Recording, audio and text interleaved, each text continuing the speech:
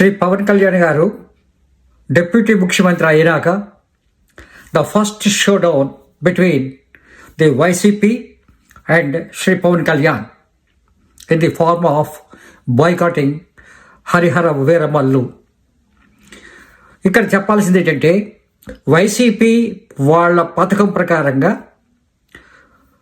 వీరమల్లుని పూర్తిగా డిస్క్రెడిట్ చేయడానికి, లేకపోతే వాళ్ళు ఆశించిన రాబడి రాకుండా ఉండడానికి చేయడం విషయంలో నిజంగా సఫలీకృతం అయిందని చెప్పచ్చు.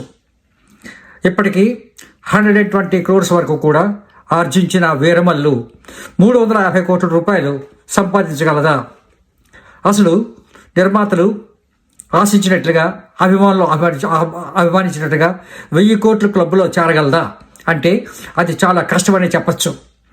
ఈ విషయంలో వైసీపీ పూర్తిగా వాళ్ళ సోషల్ మీడియా ద్వారా వీరమల్లుని, పవన్ కళ్యాణ్ని పూర్తిగా కట్టడి చేయడమే కాకుండా చిరంజీవి ఫ్యామిలీ కూడా నెక్స్ట్ వాళ్ళ ఫిల్మ్స్ ఏం జరిగినా సరే ఇవి ఆడవు అన్నట్లుగా వాళ్ళు ఒక గట్టి మెసేజ్ పంపించగలిగారు. ఇక్కడ మనం చెప్పుకోవాల్సింది మొన్న గేమ్ చేంజర్ రామ్ చరణ్, ఈరోజు పవన్ కళ్యాణ్, ఇంకా రాబోతున్న 157 సినిమా చిరంజీవి గారిది ఏ విధంగా ఉంటుందో అన్నది ఇప్పుడు మనకి స్పష్టంగా అర్థమవుతుంది. అట్లాగే పవన్ కళ్యాణ్ కూడా చాలా డిఫెన్స్లో పడిన పరిస్థితుల్లో పడ్డారు. కారణం ఏంటంటే పవన్ కళ్యాణ్ గారి సినిమాకి అటు తెలంగాణ ప్రభుత్వం, ఇటు ఆంధ్ర ప్రభుత్వం నిజంగా ఎర్రతివాచి పిలిచి పరిచి సినిమా టికెట్లని విపరీతంగా పెంచడం అన్నది 1000 రూపాయలు, 600 రూపాయలు ఇట్లా ఈ టికెట్ చేసింది ప్రభావం కూడా నిజంగా జనాల మనసులోకి వెళ్ళింది.